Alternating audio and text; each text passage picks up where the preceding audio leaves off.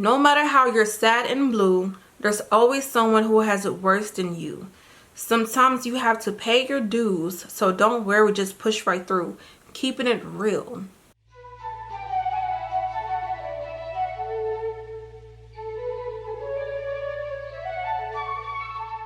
It's Wildgegema, and here's another movie breakdown. As y'all see by the title, we are doing Hoes. Hoes is about how the universe guides us in mysterious ways, having trust and having faith and knowing that everything happens for a reason. The movie starts off showing a bunch of hoes in a desert. You see it pans to a child. His name is Barfbag. He winds up getting bit by a rattlesnake, which he wanted to get bit by the rattlesnakes because he wanted to leave the desert. In the beginning of the movie is very symbolic. Starting with the desert, it can mean spiritual healing, it can mean transformation, loneliness. You go in there for a spiritual battle or a spiritual journey. Just like the desert, snakes have many meanings also. I don't feel like snakes are just bad.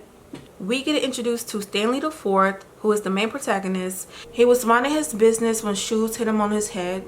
The shoes were worn by a famous baseball player by the name of Sweet Feet. As everything is going on, Stanley is monologuing. He's basically telling us about how he got into the mess, how he got to Camp Green Lake. Stanley says that his family is cursed, but he doesn't believe in the curse. Only time that he believes in the curse is when he wants to blame the curse when something bad happens. Stanley quotes his grandpa, "Our destiny is sealed. 'Cause shoes falling from the sky be destiny." I do want to point out what Stanley was wearing. He was wearing a red hat.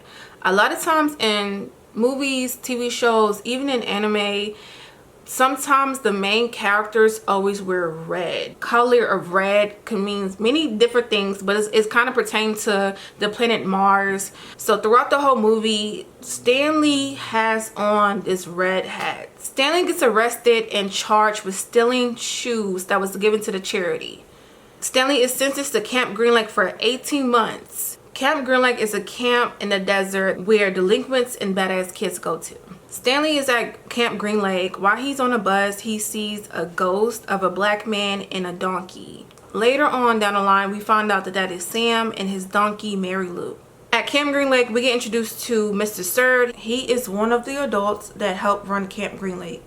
Mr. Sir gives Stanley a tour of the camp. He gives him 2 sets of clothes, one clothes to dig holes in and one clothes to be out and about. And Mr. Sir tells Stanley, you have to dig 1 hole a day. It has to be 5 foot deep and 5 foot long. Dr. Pendinsky, I hope I said his name right, he shows Stanley where he's going to be staying at. He's in D tent, which is for diligence. And he tells him the #1 rule is to not upset the warden. Dr. Pendinsky introduced him to his roommates. There is Zigzag, X-Ray, Armpit, Magnet.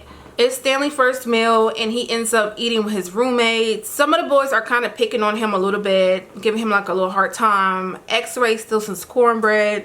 They ask Stanley, why are you in here? They want to know what he did bad. Stanley says, you know, I stole some shoes, even though I didn't steal no shoes. Zero, who's another roommate of Stanley, asks him about the sneakers. He said, did they have red X's on them? Stanley says, yes. The other roommates are shocked to hear that Zero is speaking because that boy never talks. We get into one of many flashbacks. So this flashback is about the history of Stanley Yilnitz.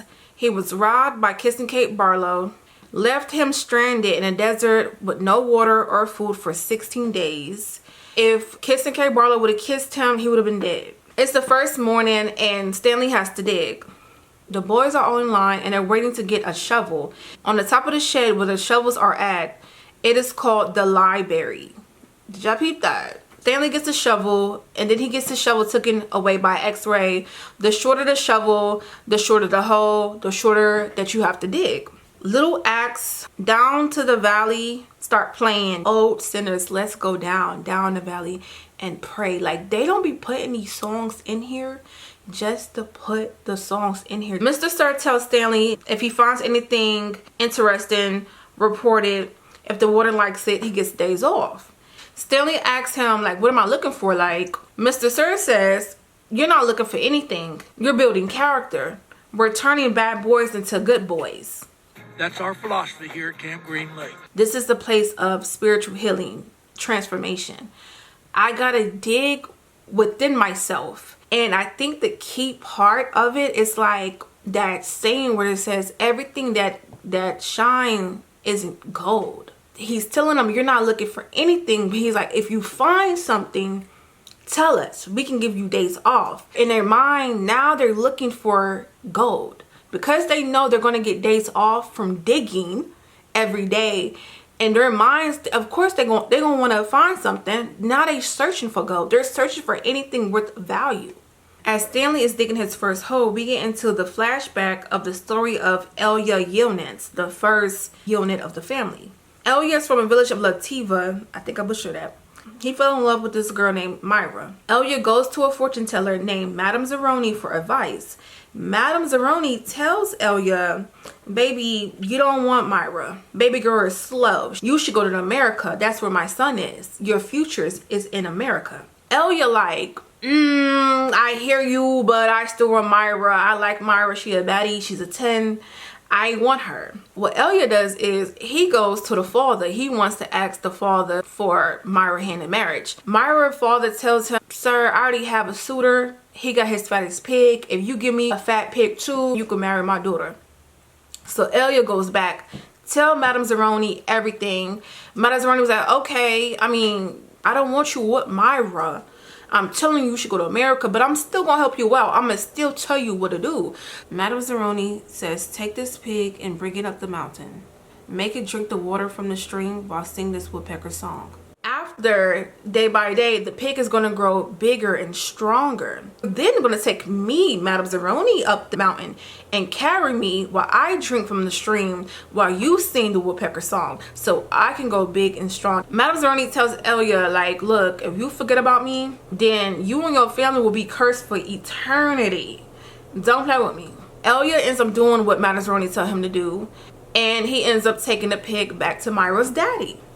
Come to find out, both of the pigs weigh the same. Father asks Myra to choose the suitor. Myra, she don't even know for real. She's ditzy. Elia ends up bouncing when he found out Myra is really slow for real.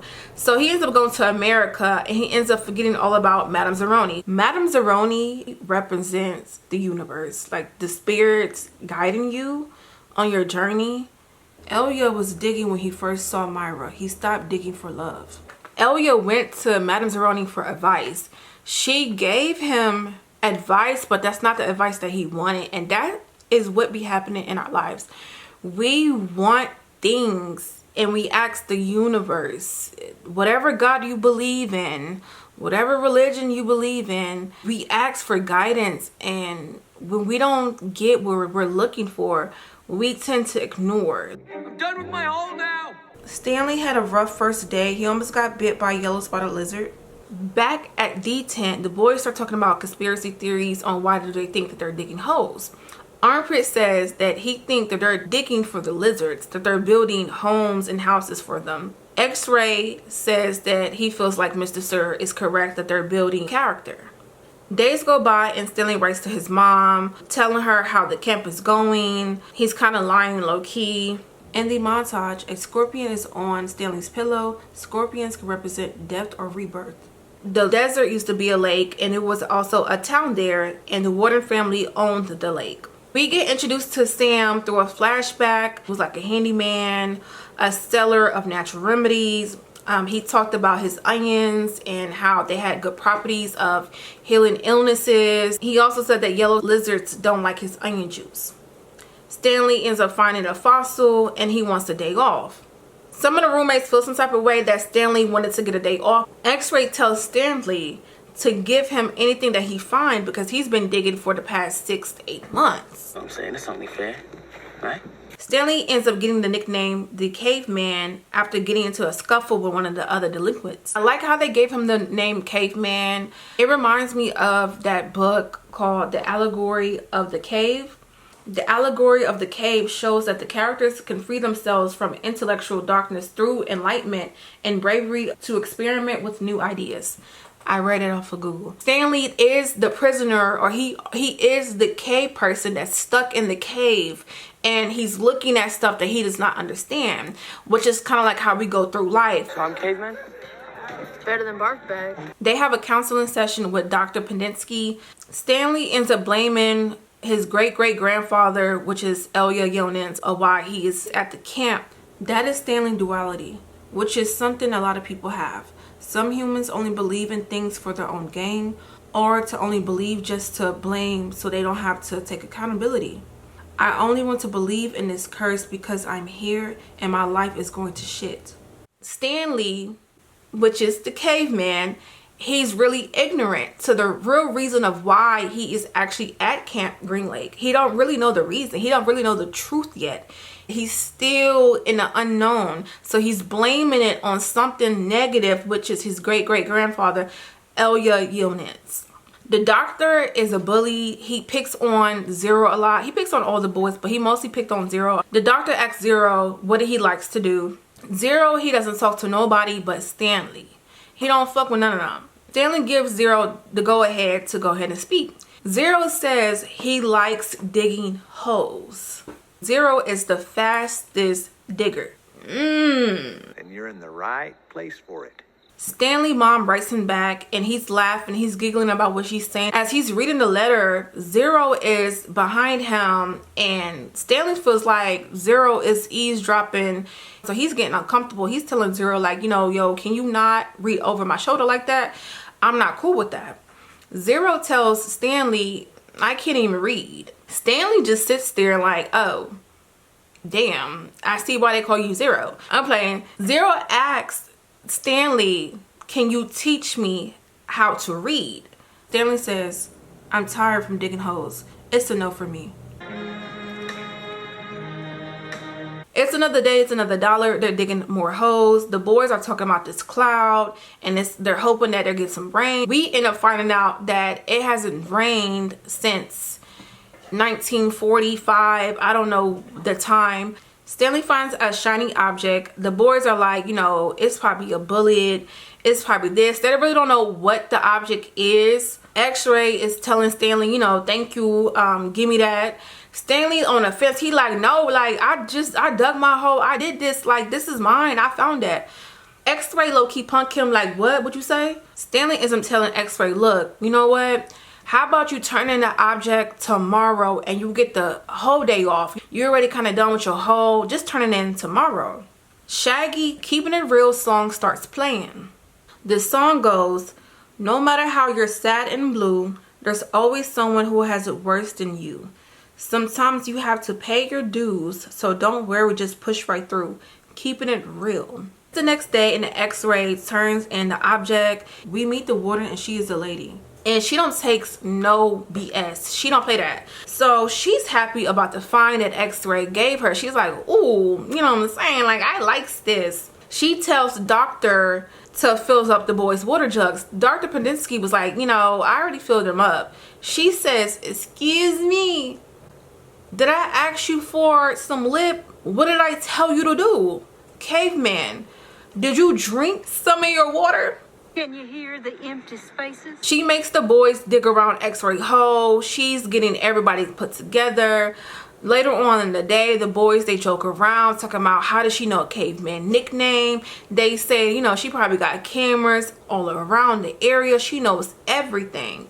When I tell y'all, this movie goes deeper and deeper and deeper and deeper, if you're allowed to. So we get a montage back and forth from the boys digging around X-Ray hole, and it goes to the story between Sam and Catherine. Back in a flashback with Sam and his onions, he gives Catherine onions, and Catherine, who is the school teacher, gives him some of her peaches. And Sam exchanged things through peaches. He fixes the roof, the window, the door, her back, and she gives him peaches. One night when Catherine was teaching the men of the town how to read, this guy by the name of Trout Walker tries to hit on Catherine. He tried to court her, talking about, yo, my daddy owns the lake. I can take you on a boat ride and I got money. Catherine's like, baby, I ain't good off of you. You slow, you can't even read, my boy. Like, I don't want nothing to do with you. Like, nah. She not feeling him in his go-to, so she declines. One night, Catherine is crying and Sam is fixing something and he's like, I can fix that. They kissing or whatever. As that is going on, the song gege-ma, Just Like You song is playing. The song goes, hello my friend, it's been a while. It's nice to see your beautiful smile. We went our separate ways, only to return, to face a lesson we failed to learn. We didn't understand the truth. Listen to the music. As Catherine and Sam was kissing, Trout Walker sees them. He's mad. He's heated. You know, he just got rejected. Trout gets an angry mob. They end up burning down Catherine's school, which is stupid because who's teaching the kids now? Your child still needs a school. Like, what are y'all doing? So Catherine's like, they burning my stuff. She crying. She's like, Sheriff, they burned down the school. The sheriff drunk. He tried to get some nookie. He like, come here, give me a kiss. She like, boy, what the f are you doing? What are you doing, sir? Boy, you drunk. He goes, oh, I always get drunk before I hang them. You gonna kiss that bootlicker and not kiss me? Now Catherine knows that, oh, the mob is not only after the school, they finna hurt Sam. So she running. Sam has land on the other side of the lake. That's where he get his onions from. So he was on the lake at the time. She's trying to call out for Sam. The mob shoots and kills Sam while on the lake. The next day, Catherine says she's tired of the BS. She's tired of these men. She's tired of everybody in the town. Y'all fake for real. Because why would y'all burn down the school? Like, who is teaching y'all kids? Catherine's on that type of time and she want her lick back. Catherine goes to the sheriff and she's like, you still want that kiss? The sheriff all smiling and stuff like that. He thinks stuff is cute. He thinks stuff is sweet. Catherine shoots old boy. She kills him. Then kisses him on his forehead or cheek. One or the other. Catherine ends up changing her name to Kate. The history of kissing Kate Barlow went about. Kate was end up stealing and killing. Killing and stealing. Stealing and killing. Back in the present, they're not finding anything valuable. She's angry. She's pissed off. She ends up telling the boys to go back to digging their own holes because they're not finding anything. Mr. Sir is filling up the canteens, the water jugs. He's telling the boys the storm never goes past the mountains. Magnet is like, okay, I'm about to steal his shit while he's talking. So he ends up stealing his sunflower seeds from his car. The boys ends up playing hot potato with it and it ends up being tossed into Caveman's hole. Mr. Sir catches Caveman with the sunflower seeds. He takes him to see the warden. He tells the warden, Caveman has something to tell you. Show her what you found. The warden excited. She like, oh, what he find? Caveman is like, look, I stole his sunflower seeds. He confesses. The warden is like, I know he did not. He fucking for real. Caveman, hand me that box over there. Caveman's grabbing a box and he sees the wanted posters for kissing Kate Barlow. Caveman gives the warden the box and it's full of nail polish. The warden puts on snake venom nail polish and she's like, yeah, it's harmless when it's dry. Here's another snake reference. And she ends up pimp slapping Mr. Sir.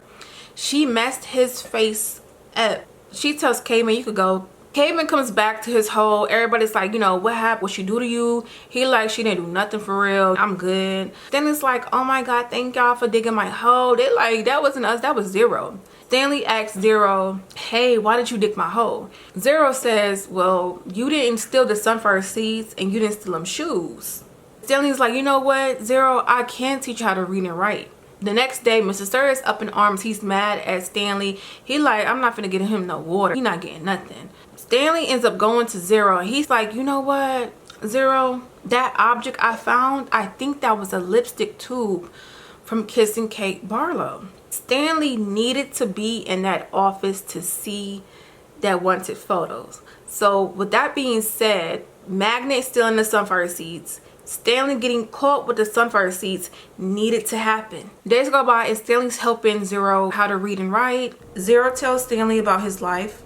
Zero is not his name. His name is actually Hector Zeroni. He's telling him how he was homeless, how his mama never came back for him, and how he was, you know, staying from place to place. He brings up Lanny Park. Stanley's like, oh gee, that's the park I used to play in. Zero's like, yeah, that's the park I used to sleep in. Yeah, life real rough. Hector is telling Stanley like, look, you know, I see that you're tired. I see that you're helping me. How about I'll help you dig your holes? The boys are upset. They mad that Stanley's getting help from Zero. Zigzag ends up picking on Stanley, trying to put a cookie in his mouth. Why Dr. Pendanski start instigating? He like, come on Stanley, teach Zigzag a lesson. Come on Stanley. Zigzag and Stanley start squabbling. Stanley start losing. So Zero's like, I'm gonna jump on his back. I'm gonna choke him out. Zero choking him out. They end up breaking it up. Dr. Pendanski shoots a shotgun. They bring the warden there. They bring Mr. Stir there. While the boys start snitching, oh, Zero start choking Zigzag, going crazy. Stanley ain't digging his holes. The warden's like, what? Caveman, you not digging your holes? Caveman's like, well, I'm teaching him how to read. The warden says, if Zero digs your hole for you, you're not learning your lesson. Stanley says, why can't I just dig my hole and still teach him how to read? The warden says, because I said so. The warden tells Zero and Stanley, y'all need to dig your own holes. Zero's like, I'm not digging no more holes. I'm done. The warden's like, excuse me? He like, I'm not digging no more holes. Hector was done digging holes because he finally opened up to someone. He broke down his walls. That's why he was done digging holes, digging within himself. Dr. Pendanski is talking mad crap about Zero, calling him all type of stupid. You don't know how to spell D-I-G. And Zero's fed up. He just hit him with a shovel like, I'm done. I'm sick of you. And he ends up saying dig and he runs off. They all like, go Zero. Go Zero. So Zero ends up just running away. The warden tells Stanley, I expect 7 holes from you. In the office is the warden, Mr. Stir, and Pendanski. Mr. Stir is stressing about Zero running away. The warden tells them, look, we can delete his files, his records, because you know what? He don't even got no family for real. So it's like he never exists. Stanley comes in when Pendanski is talking crap about Zero, talking about how nobody wants him. Nobody cares about Hector Zeroni. Stanley goes, I do. Mr. Sir tells Stanley, well, his blood is on your hands. We get a flashback on the first Stanley. The grandpa is narrating. He said the first Stanley illness, he survived 16 days by finding refuge on God's thumb. He was half crazy when they found him. Camp Green Lake gets a new boy by the name of Twitch. He ends up stealing a car. That's why he's there. Stanley ends up trying to steal Mr. Sir water truck and ends up crashing it into a hole. The warden tells Mr. Sir they're going to wait 2 weeks before they report Stanley's missing. By the time somebody comes to try to find Stanley, there's not going to be nothing else to find. Stanley finds Hector underneath a boat. Hector tells Stanley about the sploosh, which is fermented peaches. Stanley tells Hector like, hey, we need to go back to camp. Maybe if I tell the warden where I actually found a lipstick tube, she would be less mad. Hector's not hearing all of that. Like, Hector don't really give a fuck. He don't really care if he die or not. He talking about what does Mary Lo means. They go outside the boat. He's like, Mary Lo. That's what it says on the boat. Stanley goes, it says Mary Lou. And then Stanley ends up seeing God's thumb. He's like, that looks like a thumb, right? They decide to climb the mountain. Mountains can represent the place where heaven and earth touch. So it's kind of like the middle, you being balanced. To some people, it's like the universal symbol of nearest of God. And music, they will reference mountains a lot in movies like this one. But to me, I feel like mountains is like you're finding your higher self, you're evolving. What comes with one mountain, there's a bigger mountain to climb, and there's a bigger mountain to climb, and there's a bigger mountain to climb. Like you're ascending, you're becoming your higher self, you're becoming more and more. So you climb a mountain, you're at the top, you're at the peak, you're your higher self. You see your bigger mountain, you get off of this mountain, which is going down, you become your lowest self or whatever. You dig deep, you go up the mountain to find yourself again, a new elevation. Now you at this top of the peak, and then you find another mountain. I feel like that's how I interpret mountains. They're climbing a mountain. Hector ends up helping Stanley get up, and he ends up getting hurt by doing so. Hector is drunk off that sploosh and he faints. Stanley carries Hector to the top of the mountain. Once they got to the top, they started to celebrate by drinking water and eating onions. Stanley starts to sing the woodpecker song. Back at home, Stanley's father finds the formula for feet to not stink, which was peaches and onions. As soon as Stanley and Hector touch that mountaintop, Hector ends up confessing to Stanley and saying that he ended up stealing the shoes. Hector tells Stanley, look, I didn't have no shoes, you know. I stole them and I panicked because I thought the cops was after me. Next day, I got caught stealing from Payless. Stanley looks and he starts smiling and he's like, nah, that was destiny. And this is when Stanley starts to believe, like, okay, everything does happen for a reason. Like, this is not necessarily a curse. This is actually destiny. This is actually a journey. Back at Camp Green Lake, Stanley's attorney comes to get Stanley because he's being released. Stanley, of course, is not there because he ran away. This is when you know divine timing is key. Everything is aligned. Stanley starts having a revelation. He says everything is cool. He feels like the energy is cool. Hector feels the same way. Hector starts looking at the stars. He's like, they look like a shovel. Stanley starts thinking like, you know what? I feel lucky. I want to dig one more hole. We get into this flashback of Kate Barlow. Kate is laying on Sam's boat. Kate starts saying, it's so hot, Sam, but I feel so cold. Kate sees Sam's ghost and she visualized him saying, I can fix that. Trout Walker got a blicky. He talking about he wants the loot from Kate. He threatened her, you're gonna be wishing you was dead, girl. Kate like, child, I'm not sweating you. I'm not even finna kill you. I've been waiting for you too. Kate says, I've been wishing I was dead for a long time. She then says, your children's children will dig for the next 100 years and you will never find the treasure. A yellow spider lizard comes out. Kate allows the lizard to bite her wrist so she can die. The message I got from that was like, getting revenge is not going to solve anything. It's not going to fill the empty holes inside. And I think at that moment, Kate realized that all that killing and stealing and robbing didn't do anything. She really just wanted to die the whole time. And I think that's probably why she was doing all the killing and stealing, because maybe she thought that she was going to die, like somebody's going to end up killing her, and she didn't. You know, she ended up taking herself out because, you know, she was tired of it. She said, it's so hot, Sam, but I feel so cold. Cayman and Zero goes back to camp to find the treasure. As soon as they found the treasure, the warden, Mrs. Sir, and Dr. Pendinsky ends up coming, but a bunch of lizards ends up jumping out. They was about to snatch that treasure from them, but once they saw them lizards, they was like, oh nah. Dr. Pendinsky, he's popping it as usual, talking about, yeah, Stanley, you're innocent. They came by. You wasn't here. They all wondering why the lizards hasn't bitten them yet. The lizards were protecting them. The warden is elated, but she's still pissy because she can't get to them. The warden tells the story of how her granddaddy owned the whole lake and how he used to make them dig holes even on Christmas. And that's also symbolic too. It's like Christmas is, you know, that has its own religious thing to it. And to think about it, they in the desert digging for it, you know, do what you will with that. You know, I'm not gonna dig deep in that. The attorney comes back with police cars and they end up finding the boys in a hole stuck there. The warden and them, they over there lying, talking about they stole this, they ran away. And the warden ends up messing up and calling Stanley a thief. Stanley goes, thief? Stanley hops out the hole talking about, baby, I am no thief. I am not Hector. Do not confuse me with that boy. I'm playing. But Stanley goes, I am not a thief. Don't play with me. Hector ends up coming out the hole and the warden tries to snatch the treasure from him. Hector's like, nah, like, you know, this is not yours. It's Stanley. It says Stanley Yale Nets. It's not yours. All of them is back at Camp Green Lake. They're at the office. The attorney is telling Stanley, we need to go, we need to leave. Stanley like, you know what? I'm not leaving without Hector. I'm not leaving without him. The attorney was like, you know what? Look, give me Hector file, please.